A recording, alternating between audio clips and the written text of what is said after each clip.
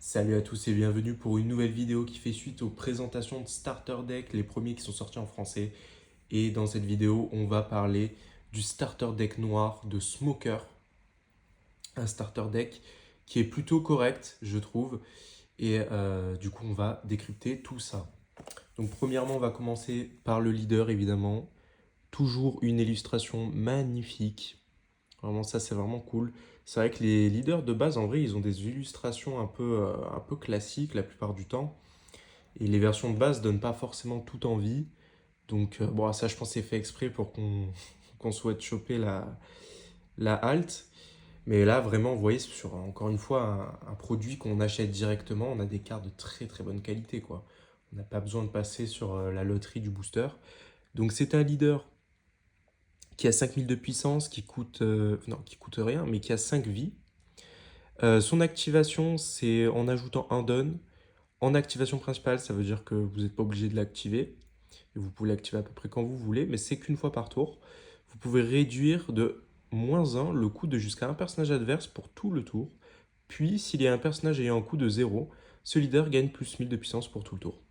Donc là, comme vous pouvez le voir, c'est archétype typique des cartes de couleur noire, c'est-à-dire qui vont jouer sur les coûts des personnages.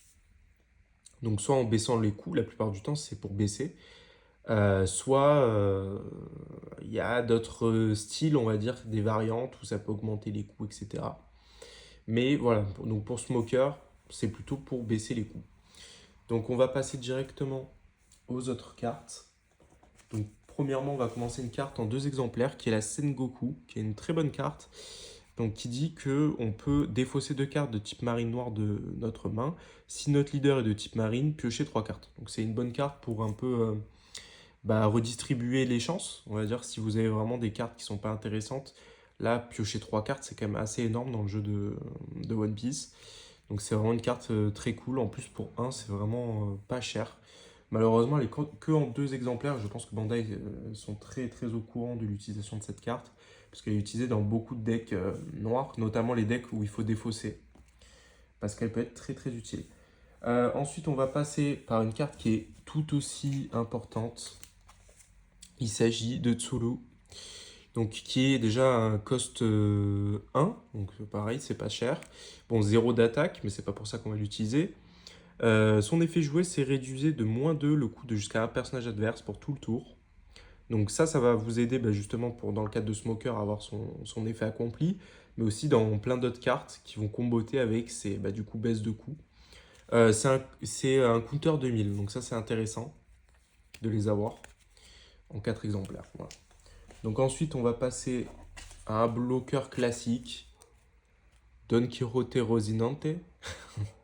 Donc cost 2, je sais même pas si on dit comme ça, je m'en fous.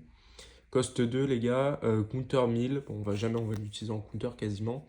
C'est un bloqueur, donc bloqueur classique, cost 2, toujours très utile, en vrai on se rend pas compte mais quand on débute, mais c'est des cartes qui sont très importantes.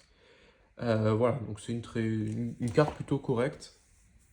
Ensuite, on va parler aussi de Brand New, qui est un searcher. Donc regardez 3 cartes du dessus de votre deck, révélez jusqu'à une carte de type marine, autre que Brand New, et ajoutez-la à votre main, puis placez les cartes restantes dans votre défausse. La particularité, comme vous avez pu le voir, c'est pas le cas de la plupart des searchers, c'est que là, en fait, les cartes que vous allez voir, à part celles que vous allez choisir, ils vont passer directement en défausse. Donc c'est une carte qui est très utilisée pour Barbe Noire. Bon, on y reviendra peut-être dans une autre vidéo. Là, j'avoue, en vrai, pour dans le cas de Smoker, c'est un peu chiant quand même de défausser, ça sert pas à grand chose. Mais ça, on va y revenir quand je ferai un petit bilan sur le deck. C'est vrai que c'est pas un deck que je conseillerais aux débutants. On va dire que c'est plutôt un deck pour soit le collectionneur, soit vraiment la personne qui veut spécifiquement faire quelque chose et qui doit d'abord passer par des cartes de ce deck. Donc voilà, donc ça c'est brand new, ça reste quand même une très bonne carte, très utilisée dans certains decks, donc c'est cool de l'avoir. Ensuite on a Kobe. Oh putain, si j'arrive à le prendre, ouais. Kobe qui est en 4 exemplaires, bon là j'en ai pris 3. Voilà, 4 est là. Alors Kobe, coste 3, on peut défausser une carte de notre main, mettez KO jusqu'à un personnage adverse et un coût de 3 ou moins. Donc ça c'est pas mal. C'est vrai que les cost 3, en vrai, on va pas se mentir, c'est pas le truc qu'on voit le plus souvent vraiment en utilisation de combat, etc. Contre un Doflamingo, ça peut être chiant pour le Doflamingo parce que du coup on peut counter quand même quelques-unes de ses cartes, notamment bah, le Barbe Noire, si je dis pas de conneries, ouais, qui donne 2 donnes épuisées pour ceux qui savent. Ça reste quand même voilà, un effet qui marche en fait du coup avec les baisses de coût. Comme j'ai dit, cost 3 c'est rare, mais si vous baissez le coût, vous pouvez atteindre ce cost et du coup comboter avec du coup cet effet-là grâce aux autres cartes. Donc là, ça peut être très intéressant effectivement. Si bah, vous avez une sous-roue en plus, vous avez 4 donnes, vous faites -2 sur une carte qui coûte 5, vous pouvez bah, du coup la défausser carrément. Donc en plus pour des cartes qui ont des effets KO, je rappelle que quand c'est marqué défausser, c'est pas KO, donc ça s'active pas. Donc c'est une carte quand même qui reste correcte, hein, mais qui va devoir être utilisée en combo. Ensuite, on a un autre bloqueur, donc Monkey D. Garp. Il faut bien que je centre. Il coûte 3 contre 1000, ok, classique. Bloqueur, activation principale une fois par tour. On peut placer au-dessus de notre deck une carte de notre défausse. Réduisez de -1 le coût de jusqu'à un personnage adverse pour tout le tour. Donc ça, pareil, ça peut être pas mal pour baisser le coût et en plus récupérer des cartes. Donc c'est une carte qui est plutôt correcte. Même s'il est 4000 en bloqueur, c'est pas, c'est pas le top parce que malheureusement, en fait, c'est le dernier bloqueur du deck.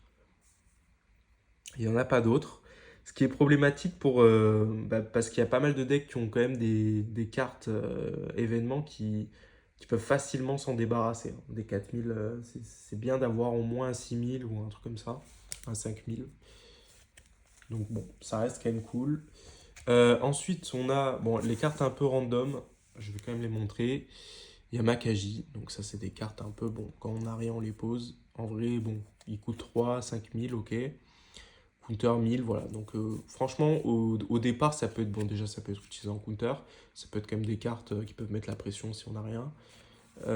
Pour commencer, moi, je critique pas en vrai. Quand c'est des cartes qui sont sans effet, je trouve que le jeu devrait quand même proposer le fait de jouer avec des cartes qui n'ont pas forcément tous des effets. Contre certains archétypes de deck, j'avoue, c'est compliqué, hein. Contre un Doflamingo, on perd beaucoup de temps en vrai si on joue pas d'effet. Donc ça peut être compliqué. Mais bon, c'est comme ça. Donc on va passer ensuite par Hermep. Il coûte 3, il a 3000 d'attaque contre 1000. En attaquant, réduisez de -2 le coût jusqu'à un personnage adverse pour tout le tour. Puis s'il y a un personnage ayant un coût de 0, ce personnage gagne plus de 1000 de puissance pour tout le combat. Donc lui, c'est parfait pour comboter avec Kobe par exemple aussi, quand vous avez pas mal de donnes. Et en plus, il a un effet déclenchement, ce qui est quand même assez rare dans les decks un peu de ce type. On peut le jouer directement. C'est-à-dire l'effet déclenchement, c'est que si vous avez le personnage dans votre vie et qu'on vous tape et qu'on vous enlève la vie et que ce personnage est découvert, vous pouvez directement le jouer. Donc ça, c'est quand même un truc de fou. Et du coup, ça peut être très utile pour son effet parce qu'il a besoin d'attaquer pour l'utiliser. Par contre, c'est un peu sa faiblesse. Ensuite, voilà, bah, j'ai fait un peu le tour. Là, on va passer à une carte qui est un peu aussi Osef, encore pire, je vais dire, que l'autre. Coûte 4, 6000 d'attaque, c'est vraiment pas bon. Ça coûte cher pour ce que c'est. Vraiment, ça coûterait extrêmement cher. Counter 1000. Moi, ça, c'est un truc, je me dis, bon, les cartes sans effet, ils devraient les mettre counter 2000, quoi. Au moins, elles servent vraiment à quelque chose. Alors que souvent, bon, après, ils savent ce qu'ils font. Mais pas mal de cartes qui sont counter 2000 avec des effets intéressants, comme ça nous force un peu à choisir. Mais là, c'est un peu des cartes qui servent à rien, quoi. On nous les donne, mais on va les enlever plus tard, quoi. Bon, je trouve ça un peu con. Ensuite, on va passer à Virgo. Donc Vergo, pardon, j'ai oublié son nom. Putain, il y a un truc dessus. Hop, Vergo. Counter 2000, justement, donc ça c'est intéressant. Coûte 5 pour 5000. Et là, son effet est pas mal. C'est-à-dire que si vous mettez un don sur ce perso, il peut pas être mis KO en combat. Donc ça, c'est quand même. C'est assez chiant quand même pour s'en débarrasser. Il faut alors utiliser des events ou d'autres effets. Et en combat, ça va être compliqué de s'en débarrasser. Après, c'est quand même une carte qui coûte cher. Ça coûterait 6 dons du coup pour la sécuriser, on va dire. Mais ça peut être une carte qui, si elle est bien mise en place, on va dire que ça peut être vraiment un truc chiant pour l'adversaire, quoi. Donc là, j'ai fait une aparté en fait, parce que j'aimerais vous présenter une carte qui est hyper forte. Vraiment, c'est une carte qui est très très forte. Et il y a une raison pour ça d'ailleurs.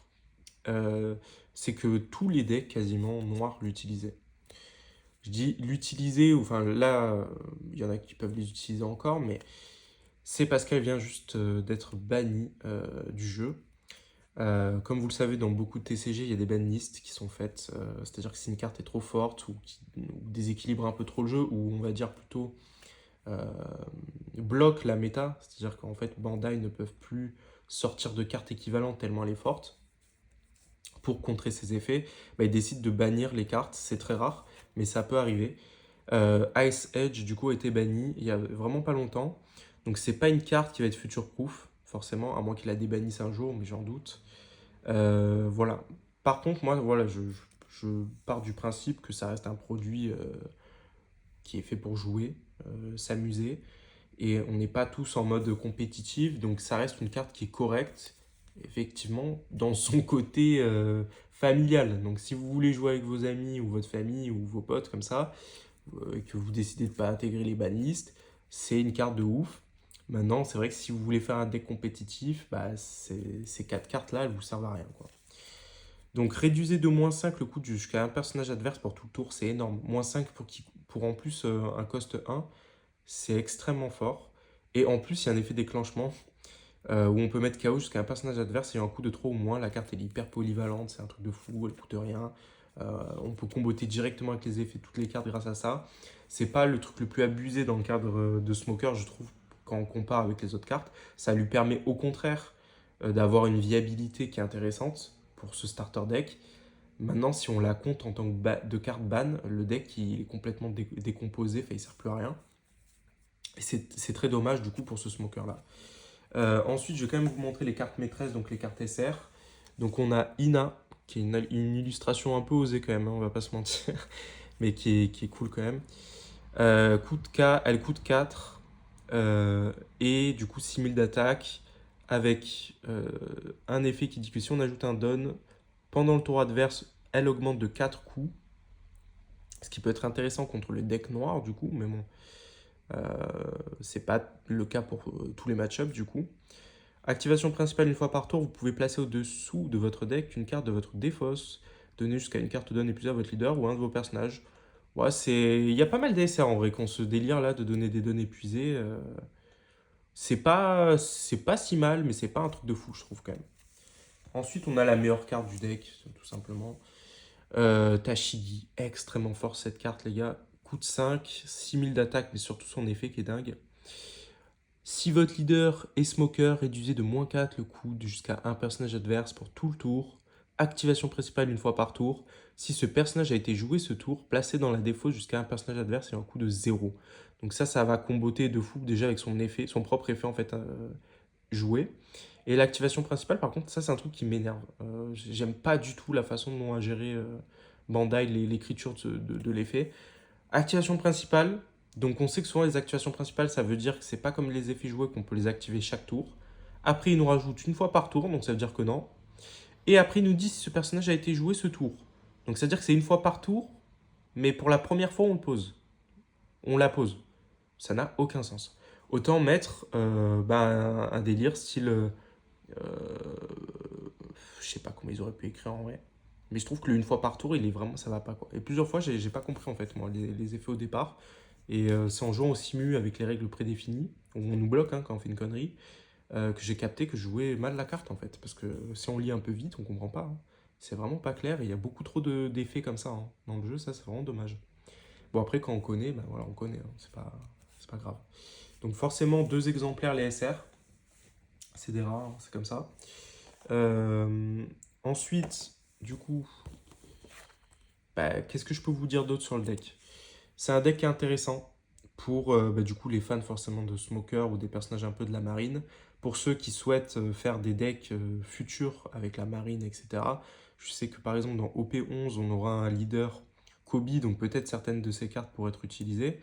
Maintenant, ce qu'il faut aussi dire, c'est que désormais, il y a ce délire de bloc. C'est-à-dire que je ne sais pas si vous voyez, mais en gros, il y a un petit chiffre là sur le fruit du démon. Et ça veut dire que si vous voulez jouer en local ou en tournoi, bah, il va falloir malheureusement, dès 2026, abandonner tous les cartes qui ont un petit 1 dans le fruit du démon. Et ça sera uniquement les cartes du coup du bloc 2, 3 et le reste plus tard qui vont être acceptées et ça va faire des roulements comme ça. Donc c'est-à-dire que ce smoker, mais ça malheureusement c'est le cas pour la plupart des leaders hein, d'ailleurs de ces starter decks. Donc ça c'est un peu con pour les Français, même s'il nous reste un an pour jouer ces cartes en compète. C'est pas des starter decks qui seront future-proof. Et ça, je le déplore un peu. Il y a quand même des cartes qui seront pas dans ce cas-là, parce que soit elles seront rééditées avec du coup les nouveaux chiffres de bloc, soit bah, vous avez des cartes, voilà, cette Tashigi par exemple, elle sera potentiellement utilisable du coup dans le deck de Kobe. Je connais pas son effet, je sais pas trop si ça combote avec, donc ça je vous dis ça comme ça, mais voilà, ça reste une SR et du coup qui a un 3 dans son fruit du démon, donc c'est vraiment pas mal pour le futur. Donc bah voilà, c'est tout ce que je pouvais vous dire. C'est un deck qui reste correct, hein, qui est pas nul en vrai si on reste dans le côté starter deck. Maintenant, à build, il va être très compliqué parce que les decks noirs sont pris déjà ce ban de Ice Edge, c'est compliqué. Les decks noirs sont réputés pour coûter cher. En plus, avec ces histoires de blocs qui tournent, est-ce que ça vaut le coup de payer un deck cher qui va se faire bientôt bannir, enfin pas bannir, mais on va dire qu'on va devoir laisser de côté par rapport à son ancienneté. Je sais pas, moi je pense que c'est plutôt un deck qu'il faut acheter si on veut vraiment juste s'amuser entre potes, qu'on aime un peu le personnage ou la façon de jouer, et qu'on prévoit potentiellement d'acheter des decks qui vont pouvoir marcher avec celui-ci, donc avec les réductions de coûts, etc. Ou dans l'archétype marine, pourquoi pas. Donc ça reste un deck qui est plutôt moyen, on va dire. Voilà. C'est plutôt moyen. C'est pas à acheter absolument si vous voulez un deck fort ou un truc que vous allez pouvoir construire autour. Ça va être compliqué, mais c'est possible. Voilà. Donc j'espère que cette vidéo vous aura plu. Je vous dis à très très vite pour de prochaines vidéos. Salut à tous!